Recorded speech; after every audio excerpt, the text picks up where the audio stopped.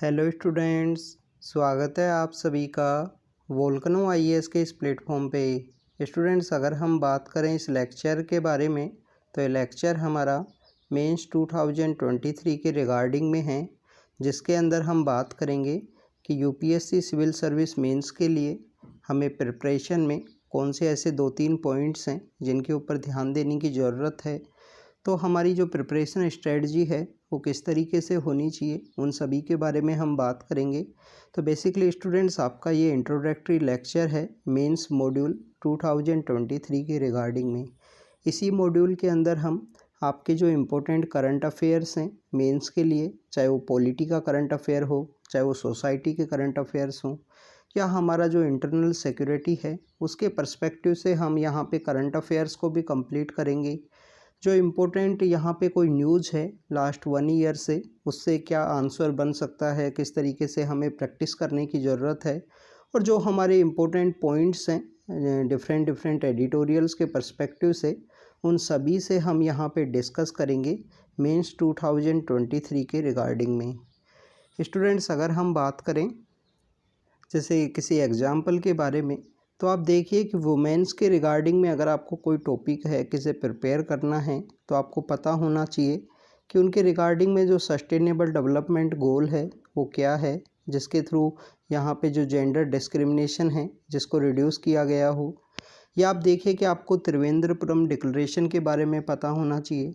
Recently March के ही month के समय वुमेन रिजर्वेशन बिल के रिगार्डिंग में भी न्यूज़ में था। वुमेन रिजर्वेशन बिल जो कि कॉन्स्टिट्यूशन अमेंडमेंट बिल है 108, तो वो भी न्यूज़ के अंदर है। त्रिवेंद्रपुरम डिक्लेरेशन लास्ट 2022 के समय जून के मंथ में था। तो इन सभी को कोलैबोरेट करते हुए क्या यहाँ से आंसर है वो निकल सकता है, कौन कौन से जो इम्पोर्टेंट पॉइंट्स हैं जिनको हमें ध्यान में देना है अपने आंसर के अंदर, कौन कौन से ऐसे इम्पोर्टेंट पॉइंट्स हैं जिन्हें हम ऐड कर सकते हैं, उन सभी को हम यहाँ पे कवर करेंगे इस मेंस मॉड्यूल 2023 के अंडर में।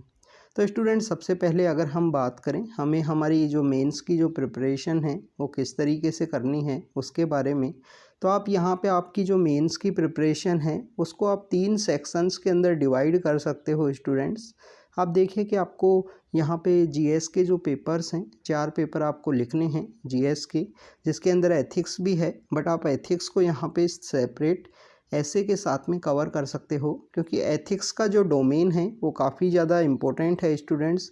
क्योंकि एथिक्स के अंदर आपका जो स्कोर है वो आप काफ़ी ज़्यादा इम्प्रूव कर सकते हो अगर आप क्वालिटी आंसर डिलीवर करोगे, या क्वालिटी आंसर अगर आप लिखने का प्रैक्टिस करोगे तो उसके थ्रू आपका जो स्कोर है वो यहाँ पे काफ़ी ज़्यादा वेरी कर सकता है। अगर हम कंपेयर करें अदर देन जीएस 1, 2 एंड 3 के पर्सपेक्टिव में अगर हम यहाँ पे कंपेयर करें तो एथिक्स के अंदर जो आपके आंसर्स हैं वो आपका जो मार्क्स हैं वो इम्प्रूव हो सकते हैं अगर आप यहाँ पे क्वालिटी आंसर्स हैं वो डिलीवर करो। ऐसा ही ऐसे के अंदर है।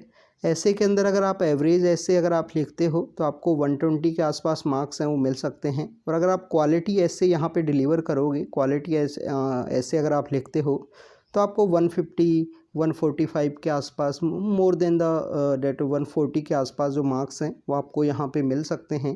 तो आप देखिए कि डायरेक्टली आपको जो डिफरेंस है वो 30 मार्क्स का जो डिफरेंस है वो यहाँ पे देख सकते हो। 30 मार्क्स आप ज़्यादा यहाँ पे सिक्योर कर सकते हो अगर आप किसी भी एक सेक्शन के ऊपर अच्छे से अगर आप स्कोर करते हो या अच्छे से आप प्रैक्टिस करते हो तो।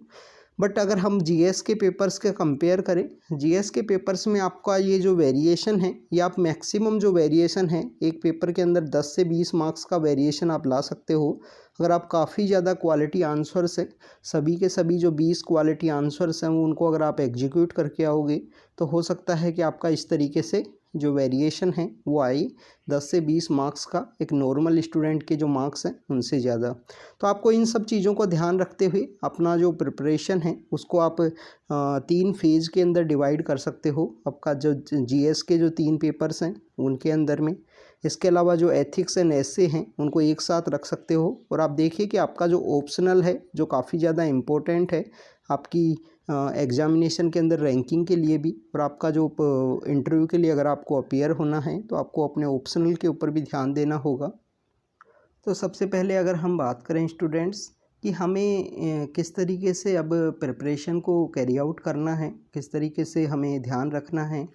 तो आप देखिए कि आपके जो बेसिक सब्जेक्ट्स हैं, जो बेसिक किताबें हैं, जैसे कि अगर हम बात करें पॉलिटी जो सब्जेक्ट है, पॉलिटी सब्जेक्ट के लिए आपने जो लक्ष्मीकांत नाम की जो किताब है वो यहाँ पे रीड की होगी। जो बेसिक सब्जेक्ट हैं पॉलिटी के लिए जैसे लक्ष्मीकांत है, मॉडर्न हिस्ट्री के लिए जैसे आपने स्पेक्ट्रम या कोई भी दूसरी बुक है जो आपने यहाँ पे रेफ़र की होगी। अब आप देखिए कि इनका भी यूटिलाइजेशन आपको देखने के लिए मिलेगा, क्योंकि आपको 30 to 40% और कभी अगर आपका चांस है तो आपको यहाँ पे जो 50% पेपर है वो स्टैटिक पोर्शन से आपको देखने के लिए मिल सकता है। तो आपको इन सब के बारे में भी आपको रिवाइज़ करना होगा। जैसे आप देखिए कि 2016 के समय में 2016 में एक प्रियम्बल से क्वेश्चन था, प्रियम्बल के जो वर्ड्स हैं उनका ही वहाँ पे एक्सप्लेनेशन पूछ लिया गया था।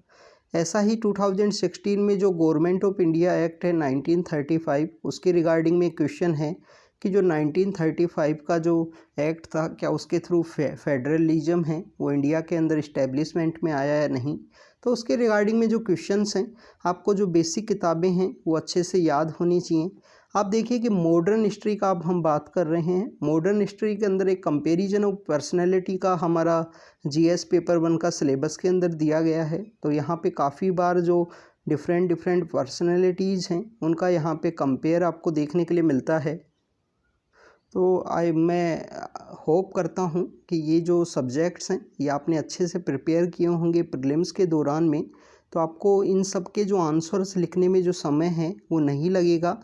तो आप इनके जो आंसर्स की जो प्रैक्टिस है इमीडिएटली आप इनके आंसर्स की जो प्रैक्टिस है वो ज़रूर से कीजिए, जिसके अंदर आप पॉलिटी के जो आंसर्स हैं वो ज़रूर से लिखिए।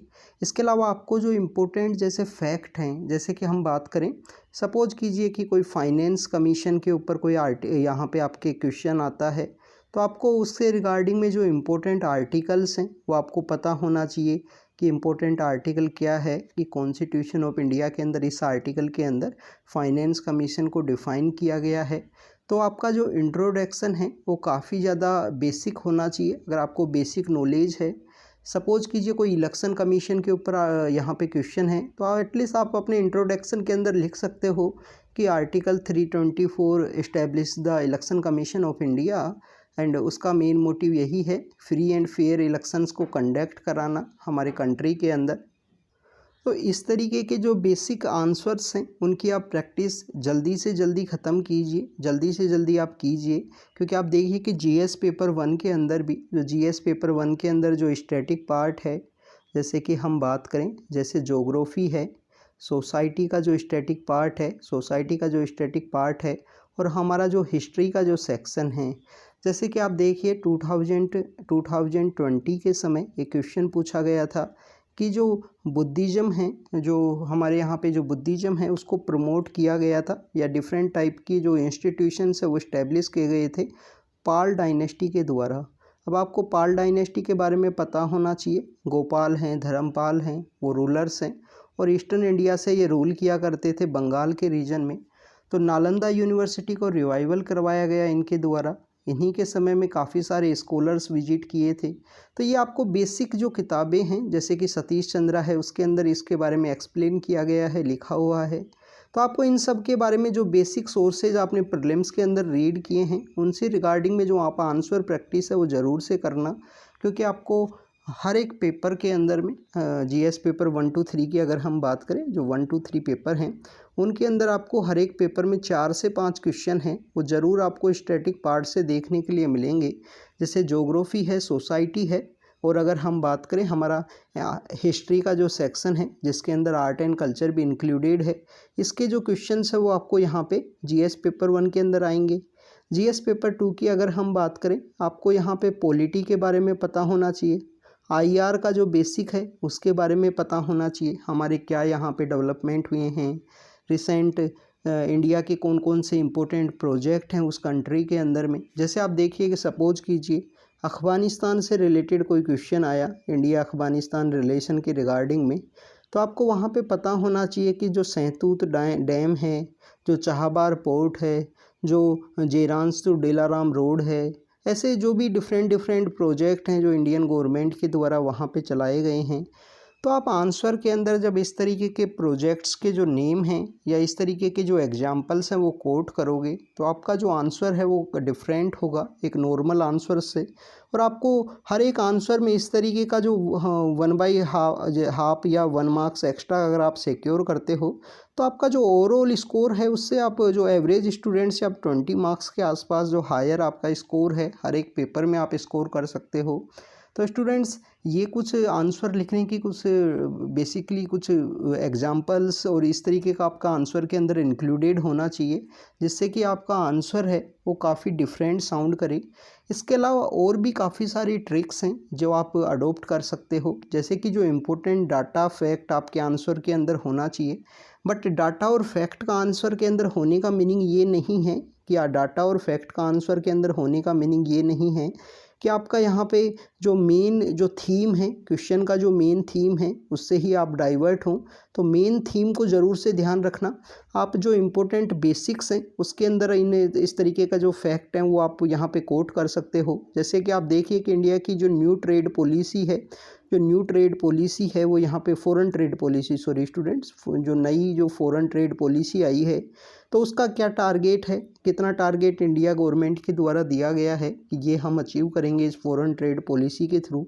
इंडिया का जो प्रेजेंट समय में ट्रेड कितना है, कितना यहाँ पे आपको डेफिसिट देखने के लिए मिलता है। तो इस तरीके के जो फैक्ट्स हैं वो आपको पता होने चाहिए। साथ ही साथ स्टूडेंट्स आपका जो आंसर राइटिंग है उसके अंदर में जो इम्पोर्टेंट पॉइंट्स हैं जिसको आपको ध्यान रखना है, एक तो आपको डाटा आपको कोट करना है, डाटा आपको अच्छे से याद होना चाहिए। इसका मीनिंग ये भी नहीं है कि आप कंप्लीटली डाटा याद करने के लिए जाएंगे। आपका जो डिफरेंट सेक्शंस हैं जैसे जीएस पेपर 1 के अंदर इंडस्ट्री से रिलेटेड जो क्वेश्चंस हैं, सेकंड में जो ब्यूरोक्रेटिक हैं या इंटरनेशनल रिलेशन के जो क्वेश्चंस हैं उनके आपको डाटाज याद हों। आप A4 शीट्स हैं जो आप बनाओगे अभी प्रिपरेशन के समय में तो उन A4 शीट्स के ऊपर इनको मल्टीपल टाइम्स रिवाइज करना। थर्ड अगर हम बात करें आपको इंटरनल सिक्योरिटी के बारे में, डिजास्टर मैनेजमेंट के बारे में कि कितना हमारे यहाँ पे जो ज़मीन है वो लैंडस्लाइड से इफ़ेक्टेड है, कितना यहाँ पे फ्लड प्रोन है, तो उसके बारे में आपको पता होना चाहिए। इसके अलावा यहाँ पे इकोनॉमी भी है थर्ड जीएस पेपर 3 के अंदर में। तो इकोनॉमी से रिगार्डिंग में जो इम्पोर्टेंट डाटा हैं वो आप ज़रूर से याद रखना जिससे कि आप आंसर के अंदर उसको कोट कर सको। अब देखिए कि लास्ट ईयर 2022 के समय काफ़ी सारा जो लैंडस्लाइड है वो आपको देखने के लिए मिला था। तो हो सकता है कि इस साल लैंडस्लाइड से आपसे जो क्वेश्चन है वो पूछ लिया जाए, या डिजास्टर मैनेजमेंट से रिलेटेड जो क्वेश्चन है डिजास्टर का क्या इफ़ेक्ट होता है, एक अच्छा अगर डिजास्टर मैनेजमेंट है तो किस तरीके से उसको बचा सकता है, किस तरीके से कितना जो मनी का सेविंग हो सकता है, वो सब आपको पता होना चाहिए। इसके अलावा स्टूडेंट्स अगर ये तो आपका जीएस का डाटा के रिगार्डिंग में बात हुई, आपको जो अलग अलग टाइप के जो एग्जांपल्स हैं वो भी आपके आंसर के अंदर कोट करने हैं। आंसर के अंदर जो एग्जांपल्स किस तरीके से आप देखिए कि कोई ब्यूरोक्रेटिक के रिगार्डिंग में कोई क्वेश्चन है, सोसाइटल डिस्क्रिमिनेशन के रिगार्डिंग में कोई क्वेश्चंस हैं तो वहाँ पे आपको जो इम्पोर्टेंट सिविल सर्वेंट्स हैं जिनके द्वारा डिस्क्रिमिनेशन रोका गया हो वो आपको पता होना चाहिए। अगर हम बात करें मैनुअल स्क्वेंजिंग का कोई क्वेश्चन है तो जैसे बेंजवाड़ा विल्सन है उनका आप नाम कोट कर सकते हो कि बेंजवाड़ा विल्सन के द्वारा किस तरीके से मैनुअल स्क्वेंजिंग के अगेंस्ट में जो काम है वो किया गया है, उसको इस डिह्यूमन प्रैक्टिस को रोकने के रिगार्डिंग में। आप कैलाश सत्यार्थी हैं जो नोबल ल्यूरेट्स हैं। इस तरीके के आपके एग्जाम्पल्स अगर आपके आंसर के अंदर होंगे तो आपका आंसर को जो मार्क्स है वो काफ़ी सही से आप स्कोर करोगे।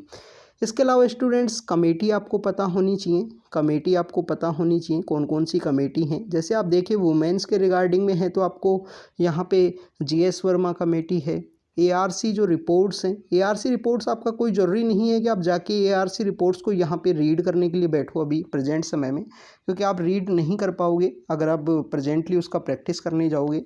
तो आपको एआरसी रिपोर्ट एटलीस्ट आप उस तरीके से याद कर लेना कि एआरसी रिपोर्ट कौन सी रिपोर्ट है जो करप्शन के रिगार्डिंग में है, तो आप उसको आपके कंक्लूजन के अंदर या इंट्रोडक्शन या बॉडी के अंदर कहीं ना कहीं उसको कोट कर सको अपने आंसर के अंदर में।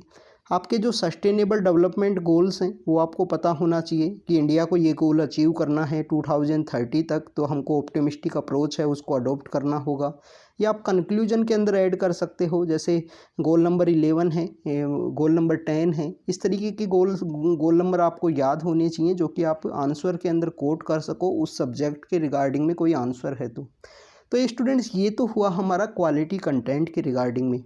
अब प्रेजेंट समय में आप देखिए कि जो काफ़ी सारे स्टूडेंट्स के द्वारा वहाँ पे जो फ़्लो चार्ट हैं, आपने आंसर के अंदर जो फ़्लो चार्ट्स हैं वो भी यहाँ पे बनाए जाते हैं, तो उसकी भी आप प्रैक्टिस कर सकते हो। फ़्लो चार्ट हैं, मैप हैं, जो रफली मैप बना के इस तरीके से शो किया जाता है कि वहाँ पे आंसर के अंदर अगर इंडस्ट्री लोकेशन से कोई क्वेश्चन है या डिजास्टर से रिलेटेड कोई क्वेश्चन है तो उसको किस तरीके से अपने जो आंसर के अंदर जो मैप के थ्रू बताना है, जिससे कि आप वर्ड्स को भी सेव करोगे और आपका जो टाइम है उसको भी आप बचाओगे। तो स्टूडेंट्स ये तो बेसिकली आंसर का प्रेजेंटेशन के रिगार्डिंग में था। अब अगर हम बात करें आंसर राइटिंग के बारे में, तो स्टूडेंट्स आपको आंसर राइटिंग के रिगार्डिंग में प्रैक्टिस ज़रूर से अच्छे से करनी होगी। डेली आप 4 से 5 आंसर हैं जिन्हें ज़रूर से लिखिए। 4 से 5 आंसर अगर आप डेली लिखोगे, और इनिशियल फेज़ में हो सकता है कि अभी जो जून का मंथ है जिसमें 10-15 दिन आप हो सकता है कि आपको टाइम लगे, बट आप जो जुलाई और अगस्त का जो समय है उसमें आप कंप्लीटली टाइम बाउंड मैनर के अंदर ही आंसर लिखना, टाइम बाउंड मैनर के अंदर ही आंसर का प्रैक्टिस करना। आंसर का टाइम बाउंड मैनर ये है कि जो 7 to 8 मिनट के आसपास आपका आंसर है वो कंप्लीट होना चाहिए। तो आप जब इस तरीके का जो प्रैक्टिस आप कैरी आउट करोगे तो जब ही आपका जो पेपर है वो कंप्लीट होगा। ये काफ़ी कॉमन एक जो स्टेटमेंट एस्पिरेंट से देखने के लिए मिलता है कि हमारा जो मेंस का पेपर है वो कंप्लीट नहीं हुआ। मेंस का पेपर कंप्लीट नहीं होने के बिहाइंड के जो रीज़न हैं वो यही होते हैं स्टूडेंट्स कि आपने अच्छे से प्रैक्टिस नहीं की टाइम बाउंड मैनर के अंदर में, या आपने जो भी टेस्ट सीरीज आपने लगाई है मेंस के रिगार्डिंग में। स्टूडेंट्स अगर आपके पास फाइनेंशियली कोई प्रॉब्लम नहीं है तो किसी ना किसी टेस्ट सीरीज़ को ज़रूर से ज्वाइन कर लेना, किसी भी इंस्टीट्यूशन का।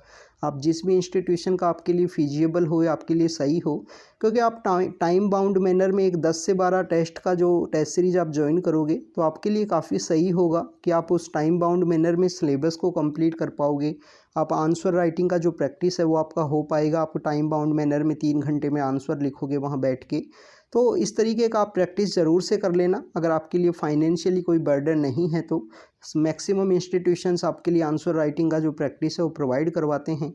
इसके अलावा स्टूडेंट्स आपको हर एक टॉपिक पे 3 से 4 पेजेस जो A4 शीट्स हैं वो प्रिपेयर करना। जैसे कि हम बात करें जीएस की, तो जीएस के अंदर आपको पता होना चाहिए कि जो जीएस पेपर 1 के जो यहाँ पे डाटा हैं, जो फैक्ट्स हैं, जो छोटे छोटे जो पॉइंट्स हैं, जैसे सोसाइटी का कोई पॉइंट है, जैसे कि वुमेन्स का कंट्रीब्यूशन का कोई पॉइंट है, तो इन सब के बारे में आप हर एक जो छोटे छोटे जो टॉपिक्स हैं जीएस पेपर 1 के अंदर में, उन सभी से रिलेटेड अपने जो शॉर्ट नोट्स हैं या A4 शीट्स के ऊपर जो एग्जाम्पल डाटा, ओपनिंग लाइन जो भी हैं आप प्रिपेयर करना।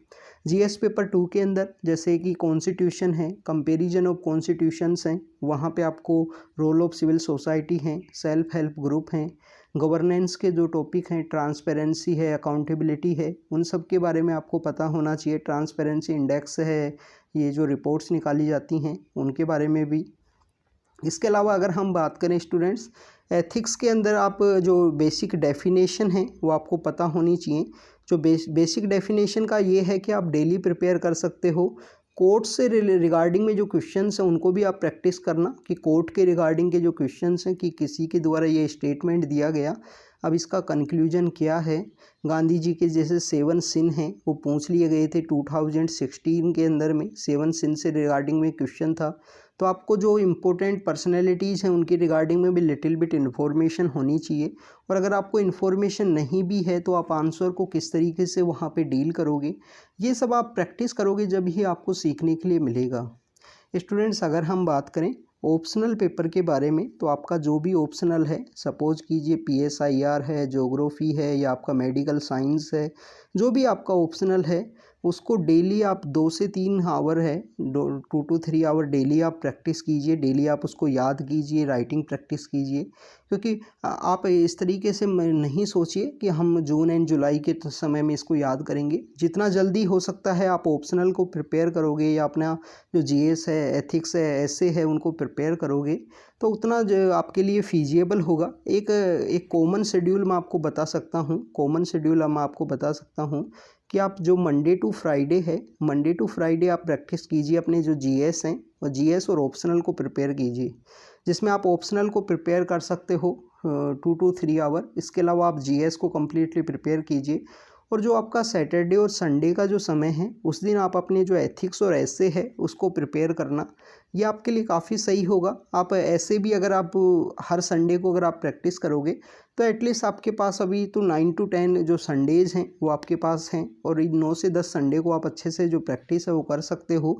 एक दिन अगर आपने 2 या 3 ऐसे भी अगर आपने लिखे, 2 ऐसे भी अगर आपने लिखे हैं, तो हो सकता है कि इनिशियल समय में, इनिशियल जो फेज़ में आपको समय लगे, बट बाद में आप अच्छे से अपना जो ऐसे है वो लिख पाओगे। तो स्टूडेंट्स, ये कुछ जो आपको मेंस 2023 के रिगार्डिंग में कुछ बातें हैं जो हमने डिस्कस की। एक हमारा यहाँ पे आंसर राइटिंग का मॉड्यूल है, अगर आप चाहो तो इसको ज्वाइन कर सकते हो, अगर आपको फीजिएबल लगे तो आप ज्वाइन करना, जिसके अंदर हम डेली 2 आंसर राइटिंग के 2 क्वेश्चंस के प्रैक्टिस करवाएंगे। टाइमली आपका जो आंसर राइटिंग जो आपने आंसर सेंड किया है उसको इवेल्युएट किया जाएगा, जो भी आपको हिंट्स हैं, जो फीडबैक्स हैं वो यहाँ पे प्रोवाइड किए जाएंगे, और वीकेंड के ऊपर आपका जो ऐसे और एथिक्स है उसको कवर किया जाएगा, और उसके जो हिंट हैं किस तरीके से इम्प्रूव करना है वो आपको बताया जाएगा।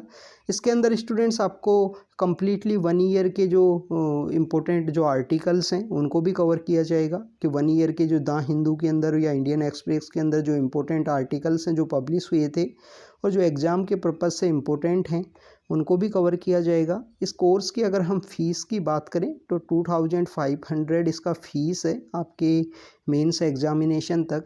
आपका इसका जो लिंक है वो आपको हम डिस्क्रिप्शन बॉक्स के अंदर में हम अपडेट कर देंगे, डिस्क्रिप्शन बॉक्स के अंदर मिल जाएगा आपका कि कहाँ पे इसका रजिस्ट्रेशन लिंक है।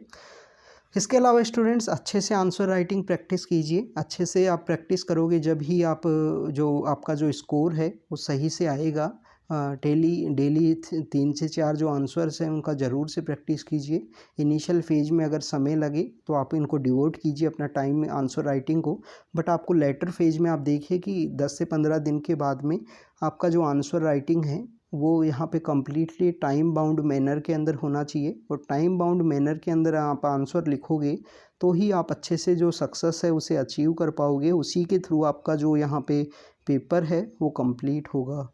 और हर एक जो सोर्स और टॉपिक्स हैं उनके रिगार्डिंग में आपके जो यहाँ पे जो नोट्स हैं वो ज़रूर से होने चाहिए। तो स्टूडेंट्स, ये हमारा मेंस 2023 का इंट्रोडक्टरी लेक्चर था। अब हम नेक्स्ट लेक्चर के अंदर कंटिन्यू आपके लिए जो सब्जेक्ट्स हैं, जो टॉपिक्स हैं उनको यहाँ पे कवर करेंगे। तो thank you students, thank you very much.